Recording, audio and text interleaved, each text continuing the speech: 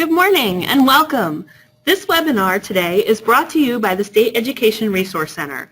Our mission is equity, excellence, and education. Today's webinar is focused on making sure that our students with disabilities have access to an equitable education and outcomes that will prepare them for post-secondary life.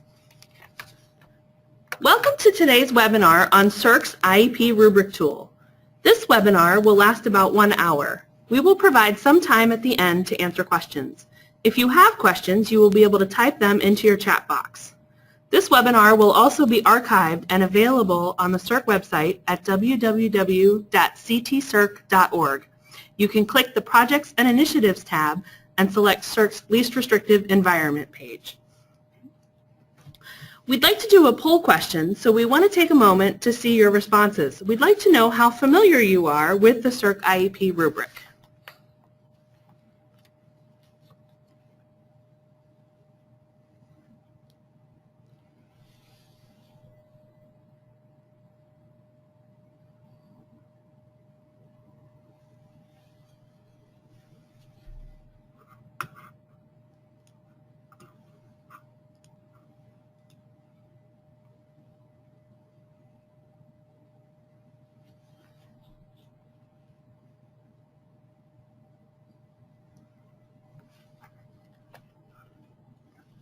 Okay, so it looks like most of you are not at all familiar with the IEP rubric tool, and that's great because we'll give you lots of information about it today.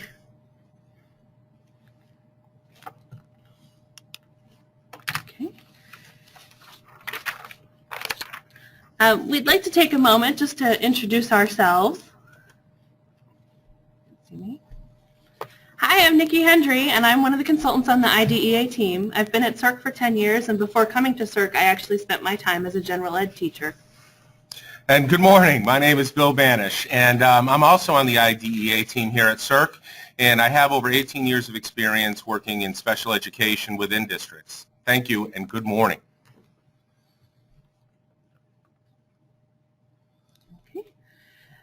So today we will be reviewing the essentials of IDEA and the purpose of writing IEPs for students.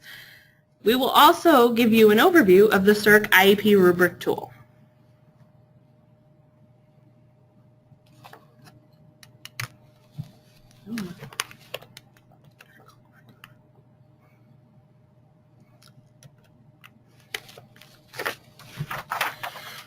So in continuing from what Nikki talked about this morning about equity and SERC's mission, this tool fits right into SERC's mission in terms of equity for students with disabilities.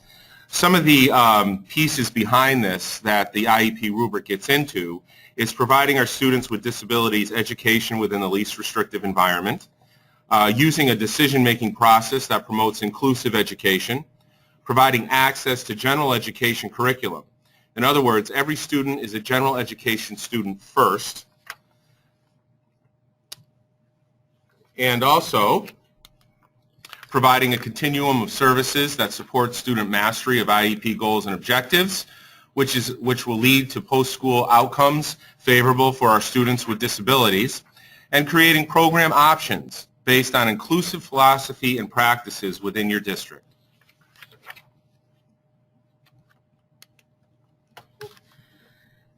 So we wonder what the purpose of IDEA is, and you may be familiar that the purpose of IDEA is to make sure that all children with disabilities have available a free, appropriate public education, or FAPE, that emphasizes their special ed and related services designed to meet their unique needs and prepare them for further education, employment, and independent living. We want to make sure that our students are ready for college and career and have successful post-secondary outcomes.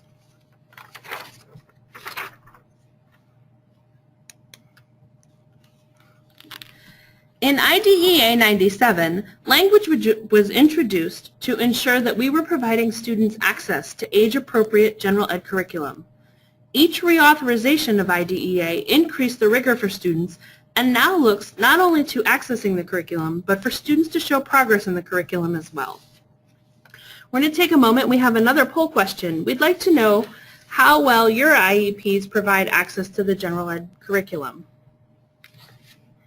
And we'll give you a moment to answer.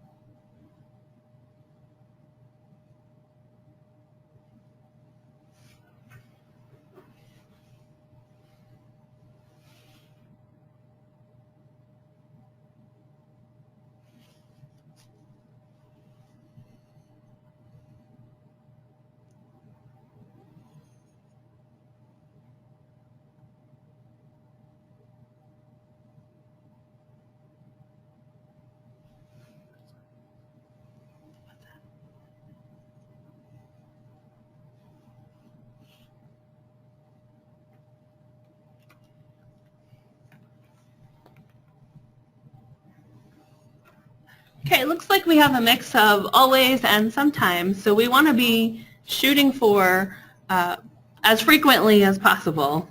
Thank you for answering the question.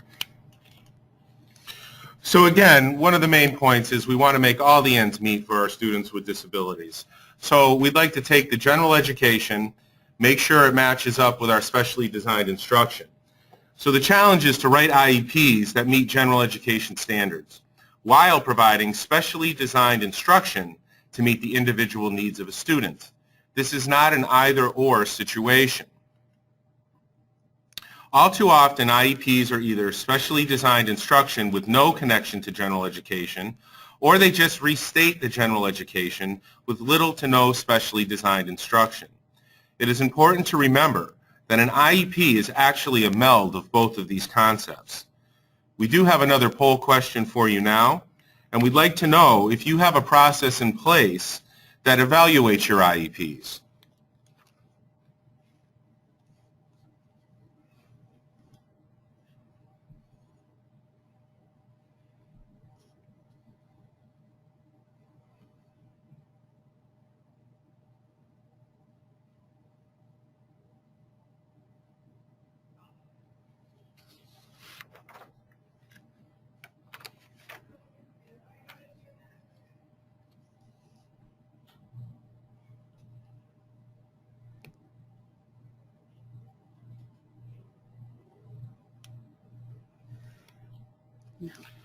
Okay, so we can see from most of the respondents, in fact all, that no, there is not a process in place to evaluate your IEPs. The IEP rubric is a great way to start with that. The IEP rubric, which you can find at the link above, if you put in serc.info/IEP rubric, you will be able to get a copy of the IEP rubric, and you can download and start using it as early as today.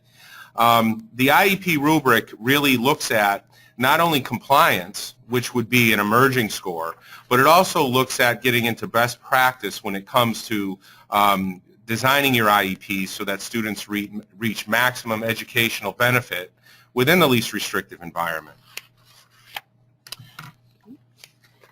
So now that we have revisited IDEA, let's take a look at the IEP rubric tool and spend some time discussing the key ideas and indicators that the rubric was built on.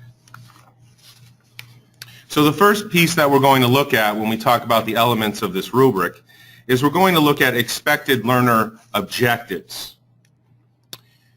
When we look at the SERC IEP rubric, these are some of the basic points that the rubric looks at. To use decision-making values, we'd like to look at least dangerous assumptions. Least dangerous assumptions are when we have a lack of evidence to determine if a student is able to do the general education curriculum, for instance, we want to make the least dangerous assumption. So one assumption could be that the student cannot make progress within the general education environment. If we make that assumption, we limit the student's choices within classrooms, we have them in more resource rooms, maybe even in a self-contained room. If we take the least dangerous assumption, that would be that maybe the student could make progress within the general education environment.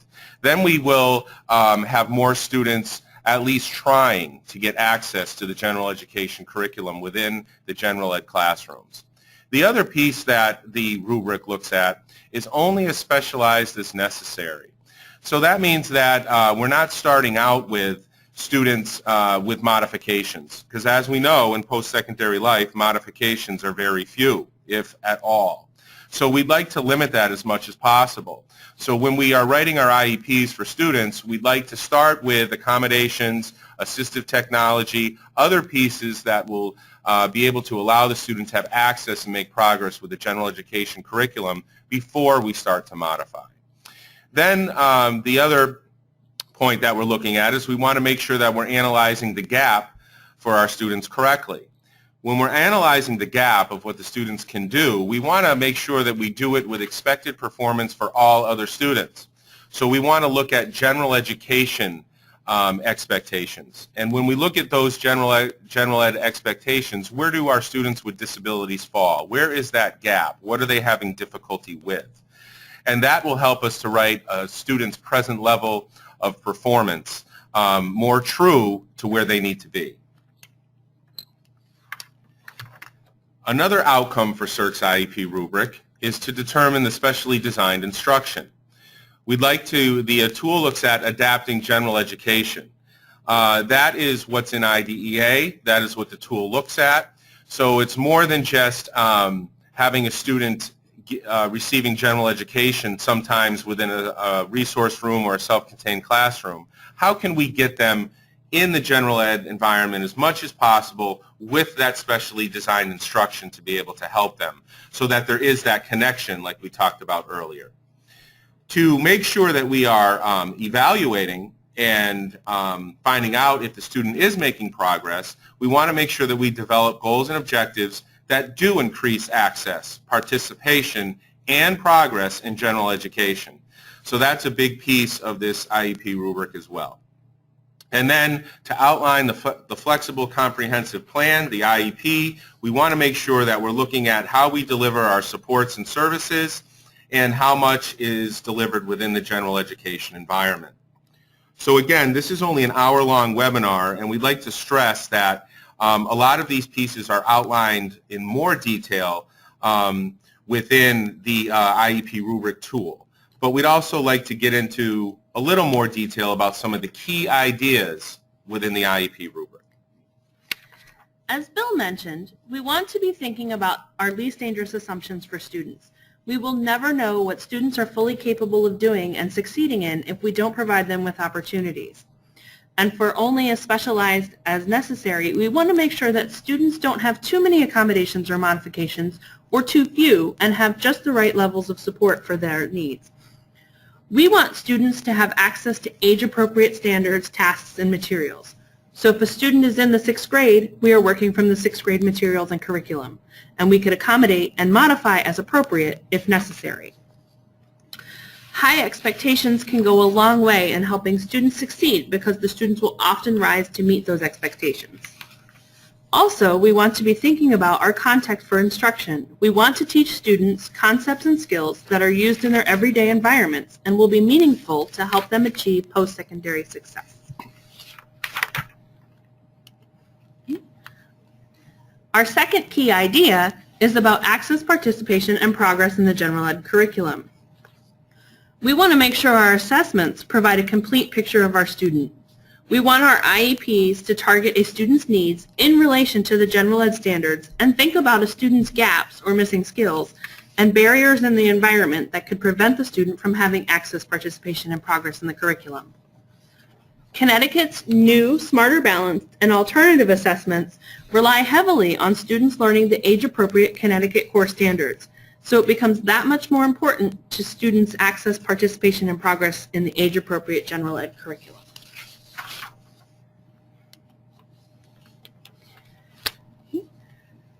This is where we use our specially designed instruction to help the student close their gaps related to the general ed curriculum. We want the specially designed instruction to be generalizable and used in a variety of situations and settings. The specially designed instruction should expand the general ed curriculum. It is in addition to, not instead of. So one of the other key ideas, number 3, would be we'd like to have a continuum of support from general education to accommodations to modifications. So when we're writing our IEPs, we want to look at our students in terms of that. We want to start with general education, in other words. Modifications will still have a place, but what else can we do before we get to that point? In other words, we're not taking a student and just putting them into a program because that matches their disability. We'd rather look at the student first, starting with general education, and see what they can do. When we design our supports, our accommodations, we want to make sure that we look at these important pieces, that they're most like their peers and not least like their peers. For instance, in my day and age, I'm going to date myself here a little bit, we used to give students an Alpha Smart. If you were to give a student an Alpha Smart in high school now, I'm sure that would be least like their peers, and you might not have a student who would be willing to use that within a high school environment. So that's a very important piece whenever we design our accommodations. The next is we'd like to have supports and access to general education curriculum. I think we've mentioned that quite a few times here within this presentation, but it's really important that we stress that we'd like the students to start with the general education curriculum on grade level to see what they can do with that before we move to any type of modifications. So then we have supports before modifications. Again, we'd like to make sure that we're doing everything we can for students before we move to modifications. This is especially important knowing about post-secondary placements for our students. It is very rare, in fact, you will not find a college that will have any modifications for students. They will have supports and they will have accommodations. So the more that our college-bound students can have those supports and accommodations and work with those, especially if they match up with college placements, the better. If we have them doing modifications, which sometimes there is a place for that, what we're doing is limiting and not preparing them as well for their career and post-secondary plans. And then we'd like to make sure also that we keep in mind whatever accommodations or assistive technology that we put in place for our students with disabilities, that we have supports for personnel who are servicing those students. Sometimes we might roll out, maybe we use an iPad for a student, but the teacher and the parents, which is very important because if the student's going to be using this assistive technology at home, do not have the training they need in order to be able to help the student. So when we talk about, when we look at our accommodations, when we look at our assistive technology, we want to make sure that we're supporting the personnel on how to use it best for our students with disabilities. And that leads us to the last key idea that the IEP rubric looks at, which is the least restrictive environment. Again, general education as a first placement option. We want to make sure that we connect that general ed to our specially designed instruction. We'd like to have highly qualified personnel who are delivering those services. So for instance, we might have a paraprofessional who is helping our students after the lesson has been taught, but we're not using paraprofessionals to actually do the instruction for the students. We'd like to make sure that this is shared responsibility. It's a comprehensive plan. We'd like general educators to know their place within this role because, again, all students are general education students first, meaning that they receive all of the services, all of the supports, all of the interventions that general education offers, plus their specially designed instruction. We want to make sure that our IEPs support the unique needs of the students. Again, this is an individualized educational plan, so we really want to make sure that we're looking at each student individually and not just placing them in programs or placements. And then we want to make sure that we write our IEPs, and this is what the rubric looks at to a high level, that they're observable and measurable terms. We want to make sure that we can measure whatever plan we put into place, especially our goals and objectives, and that's leading to our SMART goals and objectives.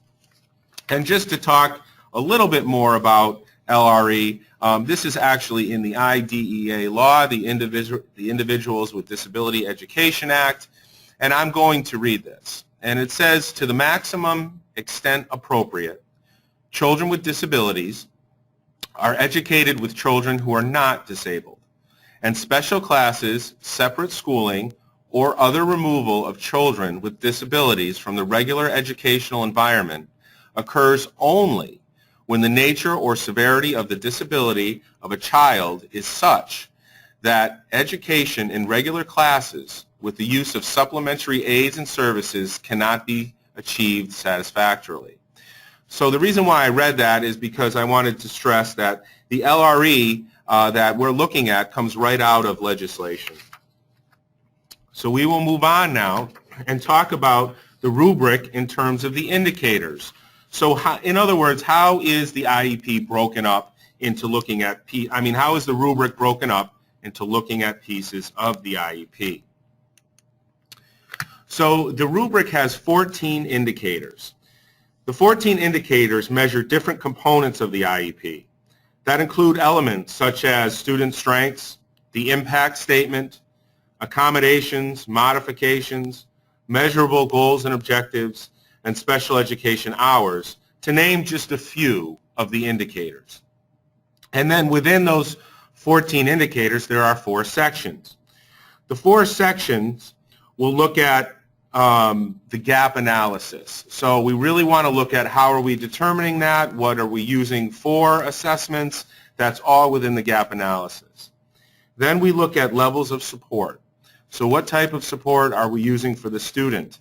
Does the level of support match the gap analysis? Does the level of support that we're using for the student not go beyond?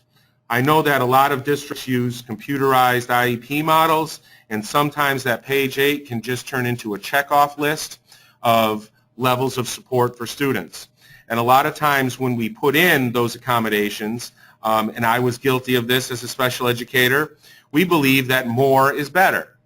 So we a lot of times check off on that page 8, we check off every accommodation we can think of for that student. But the IEP rubric really gets at levels of support for students. We really want to, and Nikki mentioned this earlier, we really want to look at just what that student needs and in just what class.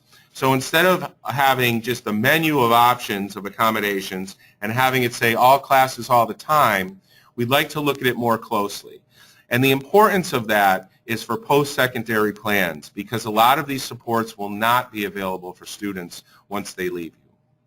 The next piece that we look at are IEP goals and objectives. We'd like to make sure that those are measurable, and our types of support that we're offering for the student. So that's really how the IEP rubric is broken up. We have another poll question for you, and on this poll question, we'd like to know what assessments you're using for your present level of performance information for students.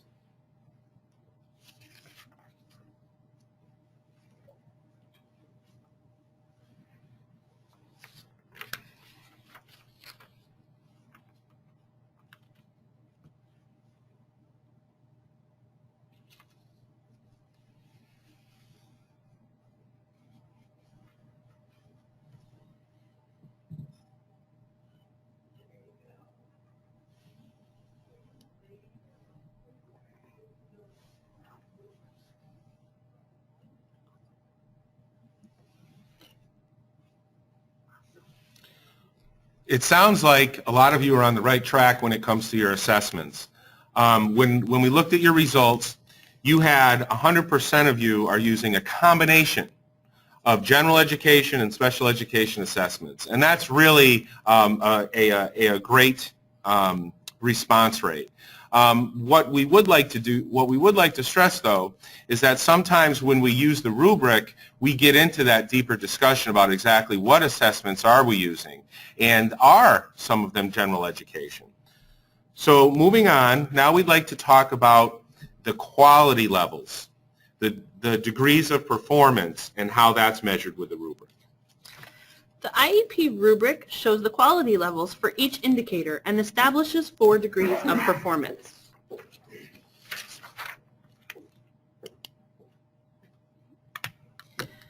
This rubric goes above and beyond basic compliance and really starts to measure quality programming and educational benefit. We use the definition of educational benefit established by the Supreme Court in the Raleigh case as an IEP needing to have the elements of procedural compliance and substantive measures of quality. The 4 quality levels of the rubric go from unacceptable to promising practice. Unacceptable means that the IEP does not meet basic procedural compliance or does not merit any educational benefit for the student. The category of emerging meets the low threshold for compliance and educational benefit for a student. So this would be the bare minimums that your IEP would pass compliance and quality. Progressing means that the student merits educational benefit, and this is considered a reasonable IEP. And finally, the 4th category is the category of promising practice. This would be the ideal standard of practice and supports continuous improvement for the student. So I would just like to stress also what Nikki just said, which is that the emerging score is a 1. And that means that you are meeting general compliance. Whereas most tools stop there when they're looking at their IEPs, the IEP rubric goes further. So we're finding that a lot of districts like that fact that the IEP is getting more and more about the educational benefit for the student. It's not just about compliance. This tool goes above and beyond that, which I think you'll appreciate once we go through this a little bit in more detail. So let's look at an example from the rubric. This is under the section of gap analysis of the present levels of performance. This is indicator number 2. The IEP contains explicit statements determining the student's strengths as related to the student's progress in general education. I will show you a close-up of each column in the next few slides, and you can get the full slide in the rubric that is on the SERC website. There's also a link in your chat box to get the rubric tool. Notice that there are 3 bullets for this indicator under each degree of performance, from acceptable to promising practice.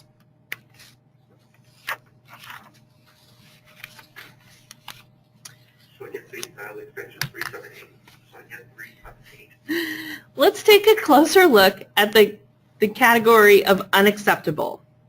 For the 3 bullets, I'm choosing to focus on the second bullet. There are no statements about how a student can participate in the general education settings or curriculum. To further define this bullet, it means that the IEP does not list statements about strengths, or it does not list statements about the strengths that connect to general education curriculum or instruction. On an IEP, you might see the example of student is well liked by the teacher and other students.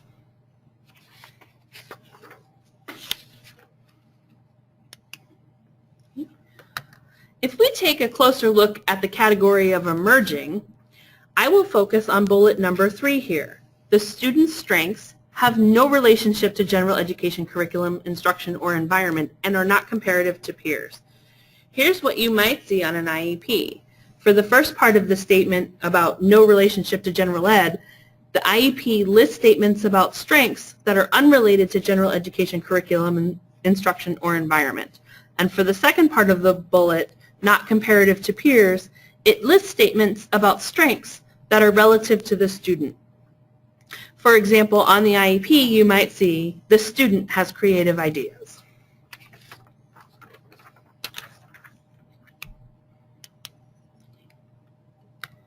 Now let's look at the category of progressing. Looking at the first bullet in progressing, there are general statements about the student's capacity and strengths to participate and progress in the general ed curriculum. Here's what you might see on an IEP. For the first part of the statement about general statements, the IEP might list statements that are broad information on the student's strengths. For the second part of the bullet, the participation and progress, the IEP lists statements that examine the student's strengths in participation and progress in the general ed environment, instruction, and curriculum. So for example, on the IEP, you might see the student can independently record homework assignments in an assignment book, effectively uses a tracking sheet for task completion of required student work in all core academic areas.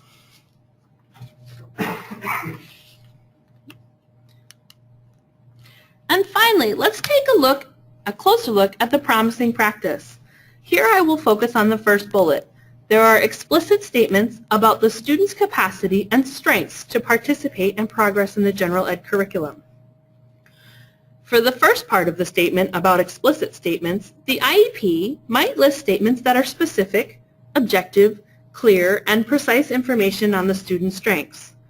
For the second part of the bullet about participation and progress, the IEP might list statements that examine the student's strengths in participation and progress in the general ed environment, instruction, and curriculum.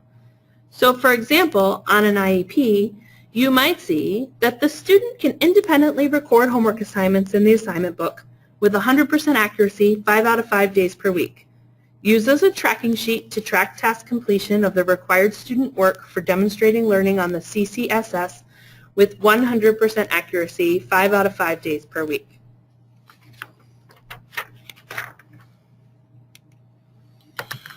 So now that Nikki's gone over the quality levels and how we actually look at scoring the IEP, I'd like to talk a little bit more about how the scores are compiled for the sections and for the indicators. So again, we have 14 indicators. Each indicator receives a score, which would be based on where the majority of elements lie, from unacceptable to promising practice, and receives corresponding points from 0 to 3 for the 4 columns. Again, 0 would be unacceptable and 1 would be emergent. The individual indicator scores then will tally up to give a score for each of the 4 sections. So each of the 4 sections then will receive a score. And then when that is completed, the sections, then you take the sections and you compile them to get an overall score for the IEP. So a section would look like this. So a section would have each of the pieces. So this is a section score for scoring for gap analysis of present level of performance. So you can see that you get a total score out of 9, and that's what it would give you. Then after you do this section, you would add it with the other sections, and you would get an overall score out of 42 as a possible score. So here is a snapshot of the overall score of an IEP. A total score between 37 to 42 would place the IEP in the promising practice category. Congratulations, you're doing very well. This IEP is working the way you need it to work for the student. But these scores can also help you to determine the overall quality of the IEP. And this is very important, you can also target indicators and sections with lower scores to improve your practice. So what you might find is some districts have used the tool, they've sat down with a few of their IEPs, and they found that there were certain sections that there were themes of. So they might have had sections around their goals and objectives, or they might have had sections around their present level of performance that were at the emerging stage, and they want to improve that. You can do that with this tool. So because it's broken down into sections and even smaller into indicators, you're able to find the themes and the pieces in your district or your school where you need the most support. And then you can determine your professional development or technical assistance needs from there. Moving on, we also have, and this is important to mention, we have an IEP rubric for secondary transition as well. This is in draft form. At some point, this is going to be attached to the IEP rubric, and it will be in there for students who are going into transition services, starting at age 15, going into 16. Of course, SERC believes that transition should start even sooner than that, at 6th grade or even younger. But when you want to score the IEP for secondary transition, help will be on the way for that. Also, because of the Connecticut State Performance Plan and the annual performance report that we are required to submit to the Office of Special Education Programs each year, or OSEP, secondary transition is one of the areas where we must report. So this will help you as a district evaluate your transition programming.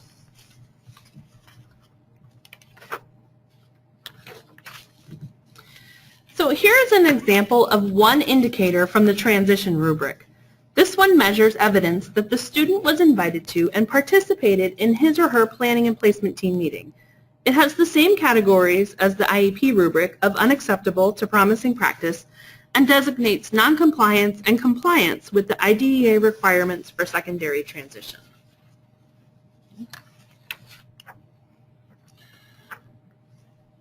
So now that we've looked at the tool, now that we've looked at the sections of the tool, the indicators of the tool, we've looked at how can you score the tool. It's time to talk a little bit about how this tool can be used. So the IEP rubric can be used today. You can download it from the site. We've showed you where it is. And you can actually take it and start to look at some of your IEPs and try to work through the tool to score that. We have had some districts do that. An example of that would be their special ed supervisors will get together, take a sampling of IEPs from the district, and just start to do it. Our suggestion is that when you do it for the first time, and if you are going to use the tool that way, that you do try to do it within a team of people. This way you can look to see if you're all coming to consensus on what some of the scores are. So you would kind of sit in a room, you would do it separately, look at it, but then compare your scores and argue for or against why you think you came to a promising practice score or an emerging score. Another way that this tool can be used is that we have used this tool to evaluate districts' IEPs. So SERC has scorers who have been through a process to make sure that they're reliable scorers, and that's a long process which I'll talk about later. But in that process, we have 2 SERC-trained people look at IEPs over the whole district, a sampling of IEPs, for instance, 25 to 50, and we look at those IEPs, score them so that we can get that information out to the districts. So we come up with a report about what trends we're seeing, how districts are doing on certain sections of the IEP rubric, and that's been very successful as well. One place where we have used that quite a bit is SERC is involved and runs the State Personnel Development Grant. And this grant is a grant that we go into districts and we look at their systems of support for all students, including students with disabilities. So we actually, as part of that grant, we look at 25 to 50 IEPs within every district, have 2 scorers look at it and come up with a report for those districts so that they can determine what types of professional development they need in the future. A third way that this tool can be used is that we can actually come in and train your staff. So we have done this especially for districts who just wanted that little extra support for that first day when they were going to get their team together to look at the IEPs. In this case, we suggest that it's a small team. It can be a small team first, such as special ed supervisors, general education supervisors, all together in a room. Sometimes we do it with 10 or less people, and we sit down and we go over the rubric so that they understand it before it's actually rolled out to their staff, so that they're able to speak with the staff on the key points of the rubric, on what it measures, on what teachers should be using when they write their IEPs. All of that is covered in that training. And we find that that's been very successful as well. The fourth way is where SERC actually could come into a district and train staff to be reliable scorers, so that the tool can be used in an evaluative nature. For this requires quite a bit more training, because with this we would want to make sure that your district staff goes through the same process that the SERC staff went through to become reliable scorers. So this would take multiple days of training for the people designated within your district to become reliable scorers, and then it would also take them, they would have to actually score an IEP and score it up against what our reliable scorers have already done to make sure that they're in the right place, or if they need more training in certain sections of the IEP rubric. If that's the case, then it would be, SERC would be comfortable with you using this as an evaluative tool for your teachers and staff. So that's some of the 4 ways. There are many other ways too.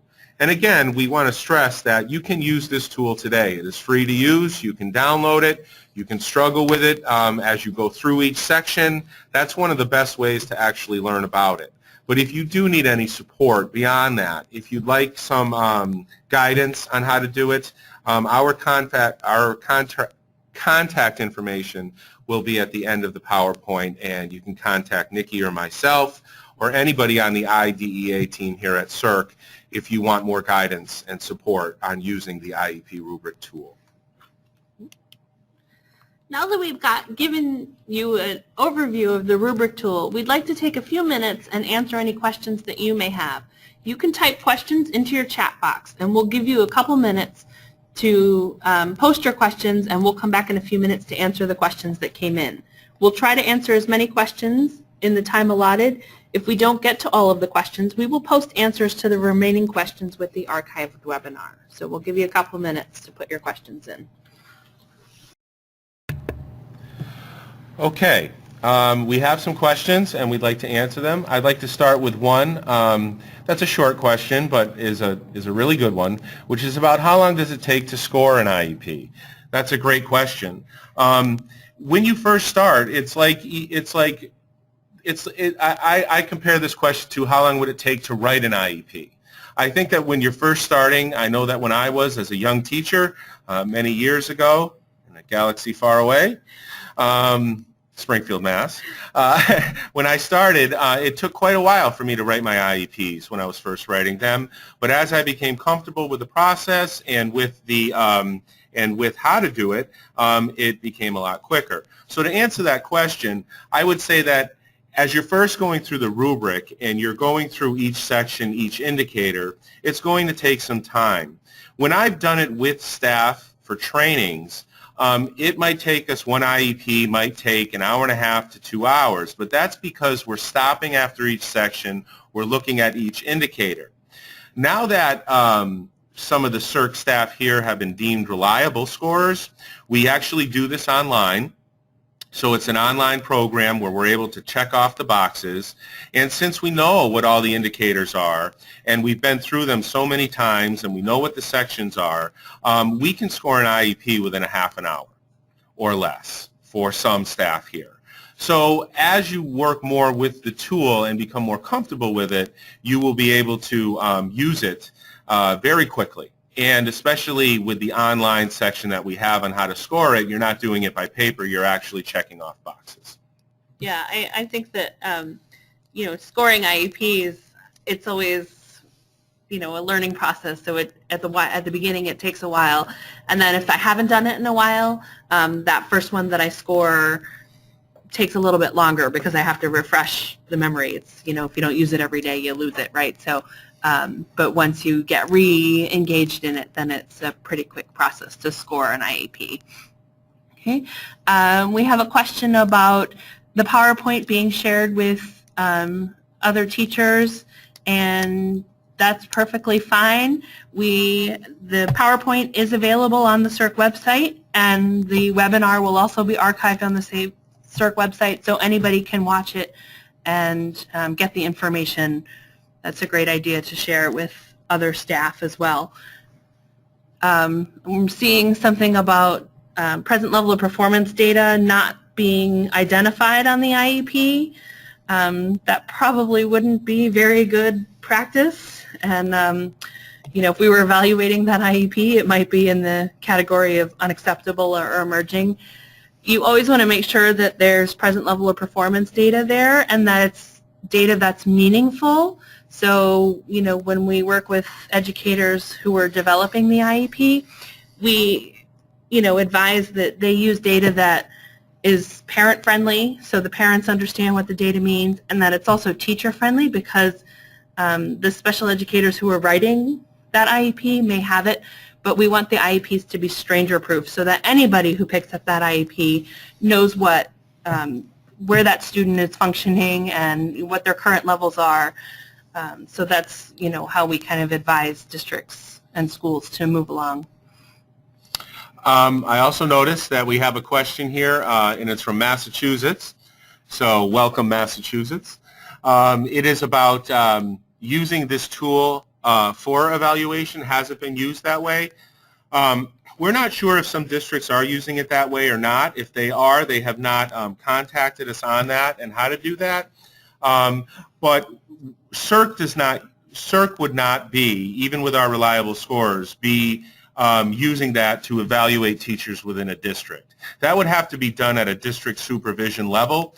So those, but I would suggest that if somebody is going to use it again, that they have the training and that they become reliable scorers and able to use this as an evaluative tool, so that they have the backing, that they've been through the training, they know how to score it, so that there's not many questions after that. Right. So I would suggest that in terms of that. We also have a question about parent training provided via SERC on this process. We could certainly provide training, and you can contact us to set something like that up. CPAC does not have training in this particular tool, so they might not be the group if you were looking for training around this process, but definitely CPAC has a lot of resources for parents that can be helpful. And if I could just add for our parents out there, we have quite a few here today, and it's great to have you here and to know that you're looking at this process and writing IEPs. So thank you for joining us today. And just to say with what Nikki said, in terms of taking this rubric and using it, you could really use this rubric to look at how to design the next IEP for your son or daughter.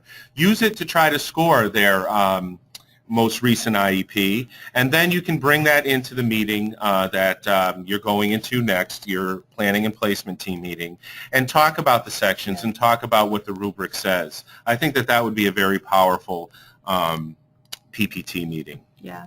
We also have a question about students who might have an IEP but might also fall into the category of gifted and talented, and modifying the curriculum for those students. So in this case, it might be totally appropriate and necessary to modify upwards for students so that they are working on a higher grade level, and that is perfectly okay. We just want to make sure that at the bare minimums, students have access to their current grade level. But we recognize that some kids need more, and so they'll you might be working on a higher grade level, which is great for that group of kids. So totally appropriate to do that. And we have, the $64 million question, which we often get, is if we have sample IEPs available so we can see what promising practice looks like. As we're doing this process through the State Personnel Development Grant, we've seen a lot of IEPs, and we haven't seen so many yet that have reached promising practice. We're hoping that in the next few years that changes dramatically. Part of the grant is that we evaluate IEPs at the beginning of their time in the grant, and then we come back at the end of their time in the grant and kind of reevaluate and see if the district has made any progress. So that is something that we are looking for as a trend. We also are kind of in the process of compiling some samples that would be more promising practice from IEPs. So we don't have those fully available yet, but as we're noticing IEPs that are more in the promising practice, we are trying to pull those examples together. So they will be coming sometime in the near future, I think. Yes, and again, and just to add a little bit on that, we get the same questions when we do training on how to write IEP goals and objectives, which is, can you give us some exemplars? Can you give us some that are out there? SERC really believes also that we don't want to do too much of that by putting those out there, because we want people to come up with their own and to write their own. In other words, we wouldn't want them to take what we put in as promising practice and just write that verbatim into an IEP, which we can see sometimes happens with our drop-down menus. And for instance, like an IEP Direct, we might just check off our goals and objectives instead of really thinking about them in terms of the individual student. So that's why it's hard for us to come up with those exemplars and to have them all up there, because we really want the districts to come up with their own promising practices. Okay. Well, that looks like all the questions that we've gotten so far. Again, if you have additional questions, you can feel free to contact either one of us. Our information will be up shortly. So if you are interested in having some more of this IEP rubric training in your school or district, you can call us for more information related to that additional training on the rubric. Okay.